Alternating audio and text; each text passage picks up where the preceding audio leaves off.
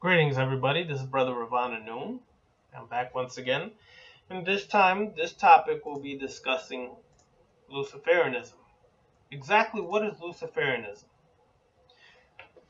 See, this is a question that's been asked by many. The problem is that people associate Luciferianism with Satanism. And in reality, those are similar, but two different things overall. To begin with, first of all, we have to look at what Lucifer is. Lucifer would be considered an angel of light who fell from heaven.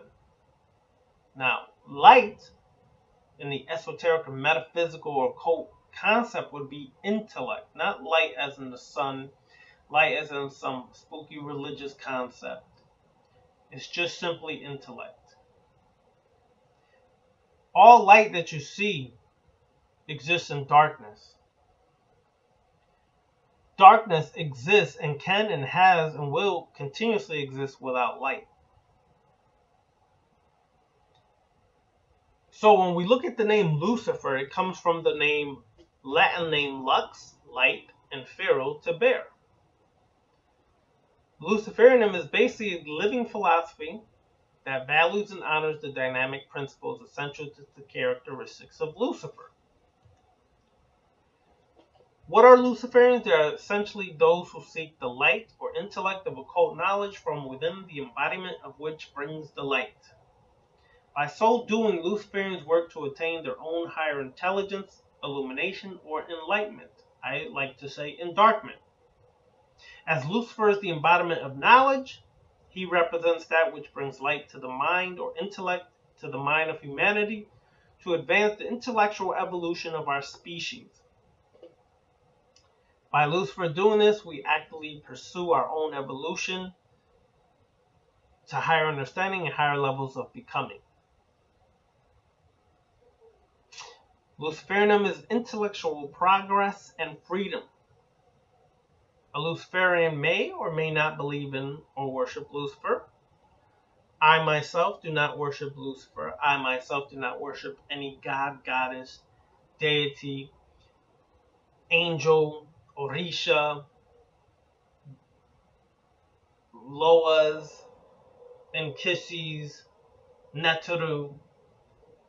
To me, they're just metaphors, archetypes that exist within the unconscious mind of the collective mentality of people that represent higher aspects or greater aspects of potentials that we can reach that are already laying dormant within us. However, as a Luciferian, Lucifer embodies knowledge, wisdom, understanding, and greater potential.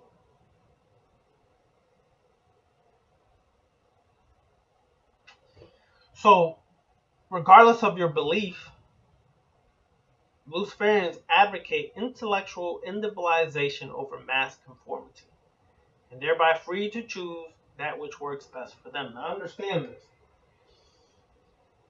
A Luciferian, a person on the left-hand path, a Setian,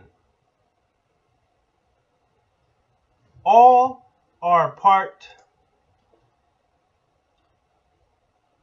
of a great philosophy of becoming a master over yourself.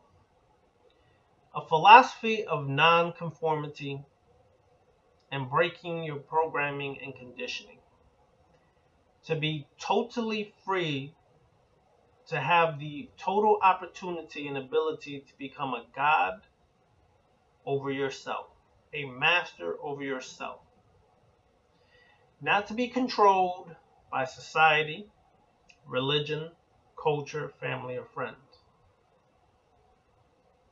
It is to be an individual in every sense of the word individual. It is to be an individual in the sense of having the right to believe what you want, having the right to express yourself as you want, having the right to live as you want. So, when we look at that reality, Luciferianism is essentially the way of intellect and knowledge that leads one to that which is termed the true self. Some say the higher self, but then again, when we start using higher, we're getting back to another religious concept of higher, most high, greater, low, devil, hell, heaven. I don't use those realities. I don't use those concepts because they're not realities. When we get into the seven principles of Tahuti, or some principles, some call it Hermes, or the Kabbalion, we understand that duality or polarities do not exist because they're essentially varying degrees of the same thing: a force, concept, an idea, etc., etc., etc.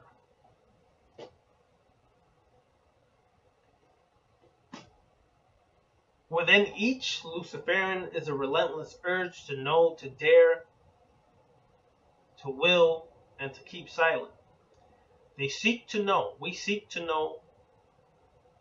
We challenge ourselves to be greater. We have will that we use to direct our lives. And we keep silent because we understand that this may not be for everyone. So we share with those who are seeking. We look at life as an experiment. We are the scientists over our life. We control our lives by creating the experience that is necessary for our growth. As a scientist, we create the experiment, and we may even participate in the experiment, but in no way, shape, form, or fashion do you lose yourself in the experiment and forget that you are the master or creator of this experiment. So we look at life as essentially our experience and the benefits of every experience towards our growth. Through self-knowledge, self-betterment, and self-mastery, one experiences greater awareness, reflecting from within the self as an aware being interacting with the environment. So, essentially, you should seek to have some form of self-knowledge. It's been said to know thyself. Not, well, that's a superficial aspect. I'm Puerto Rican, I'm African American, I'm Jamaican, Trinidadian. I come from Africa. I come from as like myself, Yoruba tribe, the Mabuti tribe of the Congo region, the Akan of Ghana, the Taino of Puerto Rico, and the Spaniard of southern Spain mixed with the Moors. That's great. But that's only a superficial or physical layer of knowing yourself. Knowing yourself is knowing your strengths and your weaknesses. It is taking inventory of everything about yourself, presenting it on the table, and dissecting every part of yourself, looking at it, and then getting to work on it. It is taking your weaknesses, addressing your weaknesses, and learning how to take those weaknesses and make them into a strength. It is taking those strengths and making them stronger. Now, the problem here is the problem when it comes to Luciferianism and Lucifer. In Christianity, Lucifer is looked upon as a devil, as an angel who was casted down from heaven for rebelling against Michael and his angels and going against God. Here's the problem, though. It's just a metaphor of how your true self has fallen from its grace, and now you're working your way back up. Now, Lucifer represents intellect or light and all knowledge. To say that Lucifer was cast from the heavens means that there's a greater intellect or knowledge that came forth from your true self that is being shared to basically illuminate you, enlighten or darken you again. To some, the devil represents, especially religious aspect, a negative connotation, but to Luciferians, the devil is an idea, is a force inherent in us all, and is the source of personal power and growth. In this respect, Lucifer is an impersonal force that is focused on evolutionary consciousness, which involves the mastery of all emotions involved with growing. Now, Lucifer is known as the angel of light as well as the prince of darkness. Often, Luciferianism is associated with Satanism. Now, here's the problem. This is where we're going to dissect this part for a brief moment. Although Luciferianism is associated with Satanism, there is some kind of link there. However, Satanism and Luciferianism represent different stages of intellectual development. It's important to understand this. Intellectual development. Why? Because your beginning stage, when you leave Christianity, Islam, Judaism, or leave whatever religion you were raised under, whatever programming you were raised under, is rebellion. That's your first stage, is to rebel. This is one reason why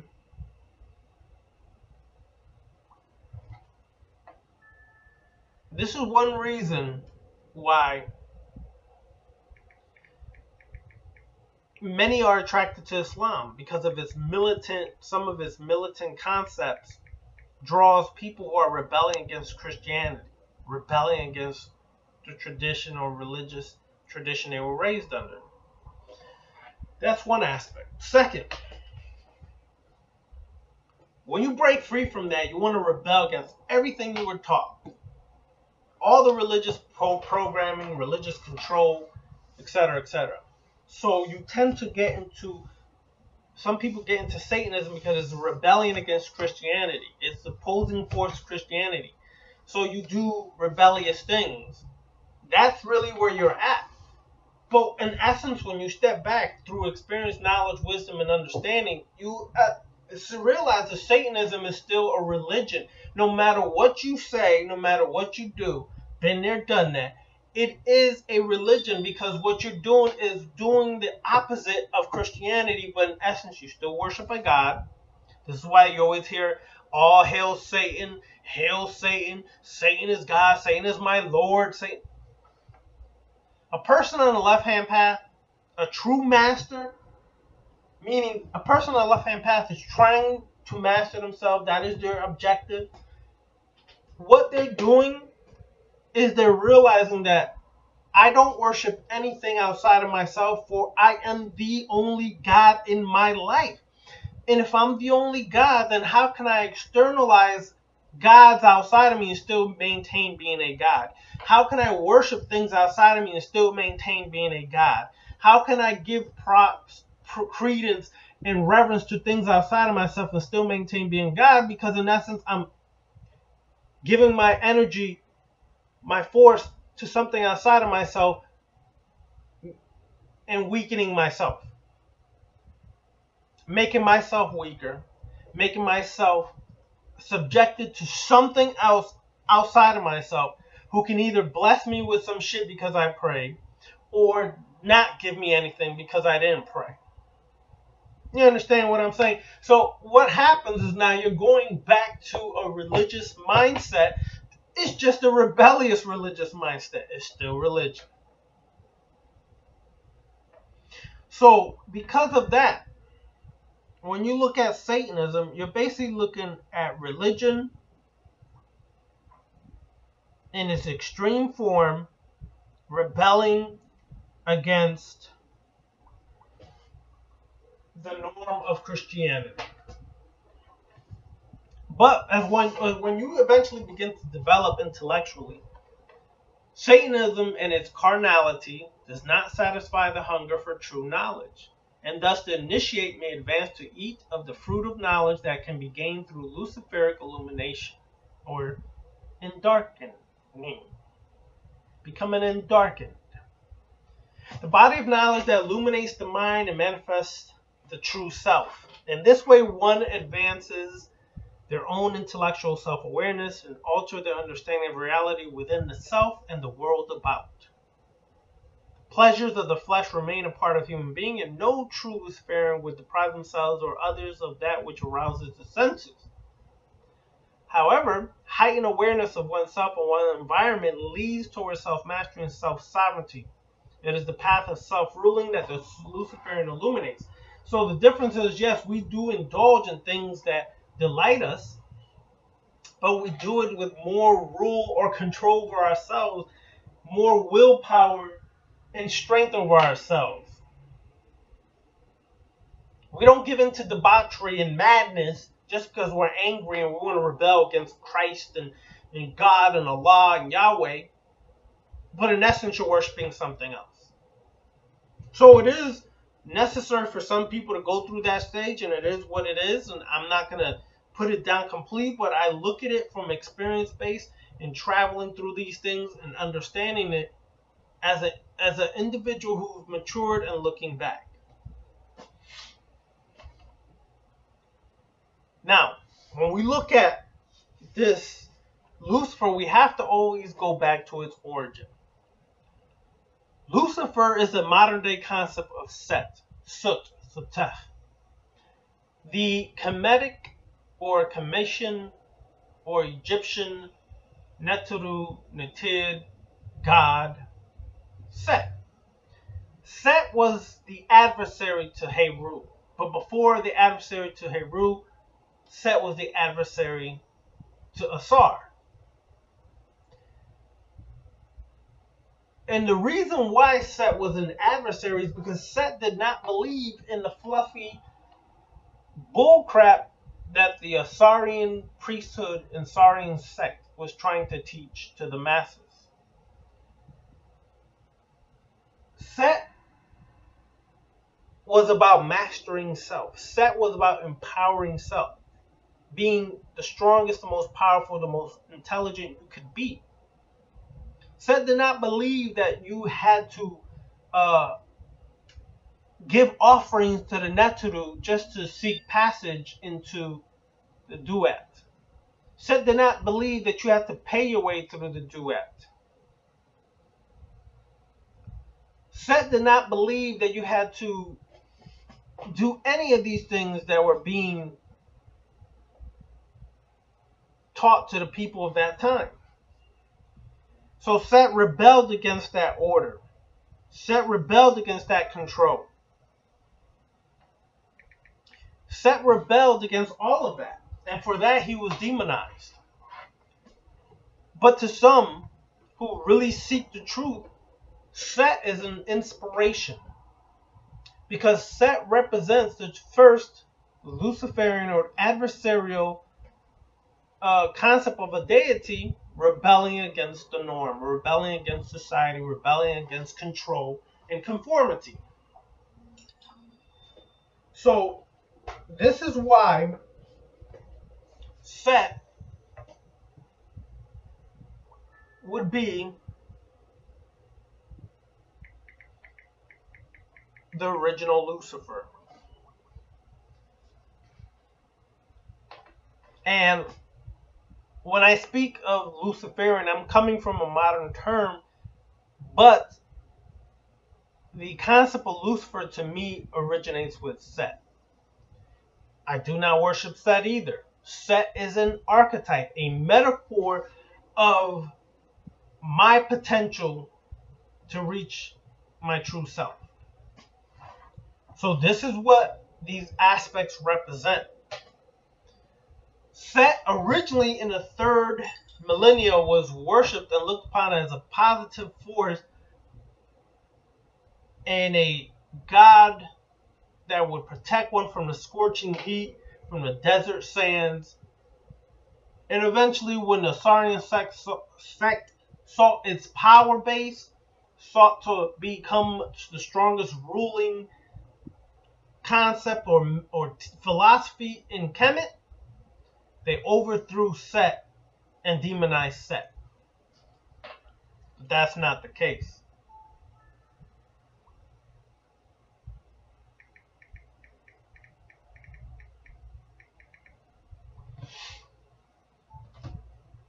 So knowledge is power. The knowledge afforded by the Luciferic light is the way that leads toward the discovery of one's true self. It is the lifelong journey that continually awakens the individual's personal power as a conscious living force, a living force that possesses the powers of a god to create and destroy. See, this is what people do not understand. When you're on the left-hand path, whether it's Luciferianism, whether it's Satian, whether it's black magic, whether it's left-hand path voodoo, whether it's whatever concept you come from, the ultimate goal is to connect to the true self and to be the master over the self by bringing forth the true self. Some would call the true self the daemon or demonic self, meaning the supernatural, the higher genius self. That's the number one goal, is to be a master of self, to connect and be connected to your true self, being the true self in this present existence. Because of that, you then learn that you have the power to create and destroy anything in your life. You realize you are the one who creates your life and ultimately creates your destiny. You do not give credence to, reverence to, bow down to, pray to God, Allah, Yahweh. You do not pray to the Neteru, the Orisha, the Loa, the Nkisi. You do not do offerings and begging and worshiping and groveling and fruit offerings and this to these gods. Because when you truly are mastering yourself, you truly understand that these are nothing more than archetypes. As Carl Jung said, archetypes are essentially metaphors and principles of potential greatness that reside within the collective unconscious mind. They're just metaphors of how your potential could reach this certain stage of a deity and become all those attributes of a deity, but it exists within the collective unconscious. This is why you have similar deities all across the planet. They're not real. They do not exist. They do not empower you. They do not give you all this. You do that because your mind creates your reality. Specifically, your subconscious mind is a part of what's necessary to create your reality. Whatever's programmed here is the reality you create in the objective world. So when you start to affect your subjective realm, subjective reality by doing work, specifically like things like black magic, things like dark magic, things like left hand path, comedic, vampiric magic, you start to affect your subconscious mind and shift your subconscious mind to be programmed by yourself with what you want to put in there, and you eliminated the programming from before, you destroyed the programming from before and the conditioning from before. So you're shifting your subconscious, which is shifting your subjective reality, which affects your, and eventually will result in a new objective reality. You do not, let me state this and reiterate this, you do not give your power over to others, specifically gods, but even others such as human beings who may feel by some illusionary power that they have authority over you. They may have authority over the body and confining your body, but they do not have the control over your mind unless you give it to them.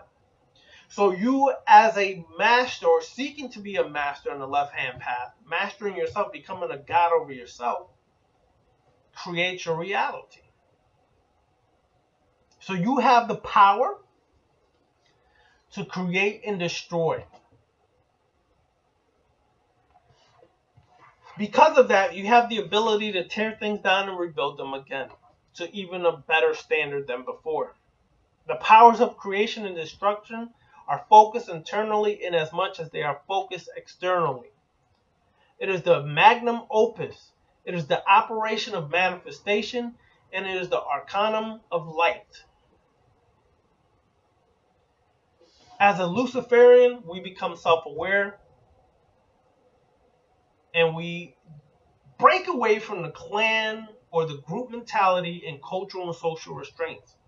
Because those restraints, we realize, have repressed the individual and inhibit self-development. Cultural systems that are built upon false security and false superiority harbor the weak, such as racism, such as white supremacy, black supremacy. Any kind of those things are extreme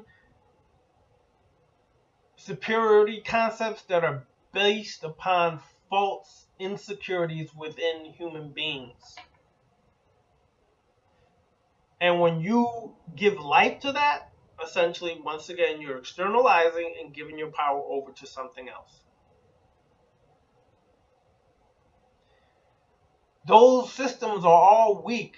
The false security, false superiority harbor the weak, and those where the weak-minded individuals stand and propagate and promote their illogical concepts many times. Such systems are threatened by individualization, and therefore we shun it. It is conditioning by such systems that prevents people from finding their individual light, which is intellect, for it instills the fear of being alone in the world. That's one of the major reasons why people gravitate to groups, organizations, religions, and things of that nature, because they are afraid of being alone in this world. A Luciferian realizes their own isolation and is able to walk alone, but is never lonely.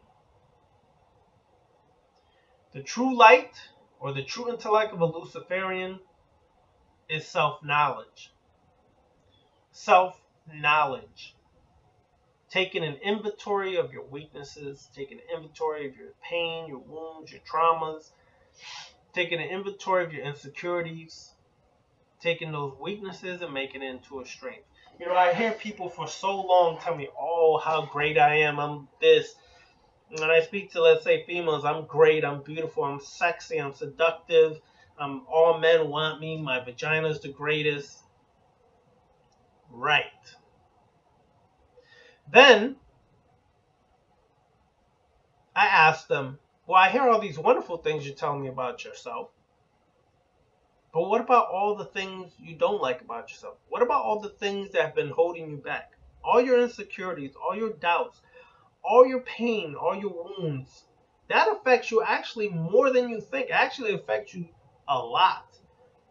And as a person who's truly trying to discover themselves, you have to realize you're only as strong as your weaknesses.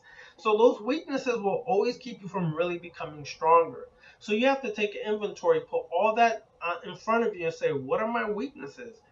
And how can I take these weaknesses and turn them into something that would be more beneficial, turn them into a strength?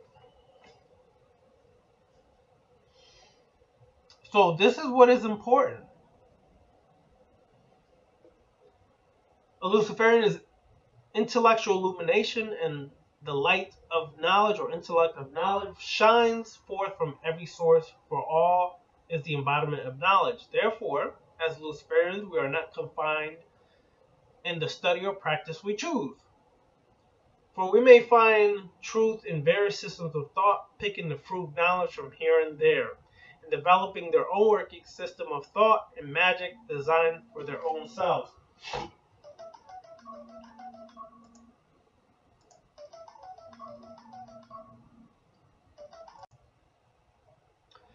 So this is important to understand. Essentially, the left-hand path incorporates Luciferianism, Satian, black magic, left-hand path voodoo, which is a little different than what regular voodoo or voodoo would be. It is not worshiping the Loa. It is none of that. It is a way to utilize these darker forces, darker energies to empower yourself and to master yourself. It can be used in any path that you feel would be relevant that would help you tap into your darker self, where your worst part of yourself is buried at.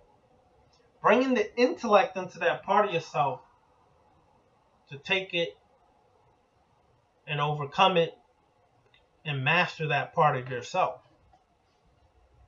It is not making excuses. It is not justifying those weaknesses and then acting like they don't exist so that you can just become somebody who becomes extreme and indulge in all your desires and then forget that that's just one part of existence. You indulge in desires to get the experience of that desire so that you can master and grow. Not stay stuck in that desire and then lose yourself in it, because then you defeated the purpose. So essentially, this is what Luciferianism is. It is not what people think. It is not what society has painted it to be. And it's just one path out of many on the left-hand path. Would I consider myself a Luciferian? Yes. Because I seek knowledge, self-mastery, self-attainment, self-discovery, self-deification, and I challenge myself to be greater every day. All principles that can be found on the left-hand path. It's just one path or philosophy on the left-hand path out of many. I could utilize Kali and Shiva and utilize the darker aspects of those traditions and reach self-mastery and self-discovery. Because I will see and understand the metaphors, the principles, and the symbols and how they associate with me and mastering myself and becoming a god over myself. I will not worship Shiva. I will not worship Kali. You see Kali back here? It's a symbol, reminder of that feminine force, that warrior feminine force of destruction that can help me overcome those parts buried deep inside of me that have been affecting me, to master that part of myself, to become the master and God over myself, and tap into that feminine energy that most men suppress or never tap into, to become a harmonized individual. So it's not worship. When I see those symbols and I see the trident, I see it as mastering the three aspects of myself. Or I also see it mastering the three realms, the mental, the physical, and the spiritual. I see it as mastering the three minds, the sub, the superconscious, and the conscious. It triggers in my mind, which activates within my subconscious mind. And every time I see that symbol, it's a reminder to keep reaching for self-mastery. I don't go and say, Kali, I love you. Let me worship you. Let me do a puja and offerings and all these great things for you. She ain't real. She ain't going to do a damn thing for me. Because essentially, Kali is me. And my subconscious, my unconscious, creates the objective universe I'm seeking. So I then send forth the energy, the intellect, the desire of what I want. And the results begin to manifest if my desire and intention is pinpointed and focused with so much power and intensity behind it that it will manifest. So what people will tend to do is say, oh, Kali gave me this and she blessed me. No, you did it. Because if after you do your ritual, you should be doing something in the physical to match what you did in the spiritual to make it manifest. When you receive that part, when you really get there, then you realize this is me being a god over myself, and I am Kali. I am Shiva, let's say. Or I am Sekhmet, and I am Ta. Or I am Lucifer, Samael, and I am Lilith. Whatever path you want to take, you can utilize all of them and see the adversarial aspects of them all and how they apply to yourself, becoming a master of yourself. This is the path of what a Luciferian takes, which is a path on the left-hand side, or left-hand path of what on the occult, left-hand path occult, we're all about. So, learning these principles of Black and Latinos, yes, you should be looking into Luciferianism. If you're seeking to become a master of yourself, if you're seeking to stop groveling and worshiping, if you're seeking to stop being controlled and programmed, you should look into Luciferianism, because there's plenty Black and Latinos who are Luciferians. Not Satanists, not worshippers. There's plenty of Black and Latinos in there too, and they're in a rebellious state, and hopefully some of them will mature and seek continual knowledge and intellect past that point. Some never do. That's their choice. That's their existence, and that's their experience, and that's what they need for themselves. Others will continue progressing past that.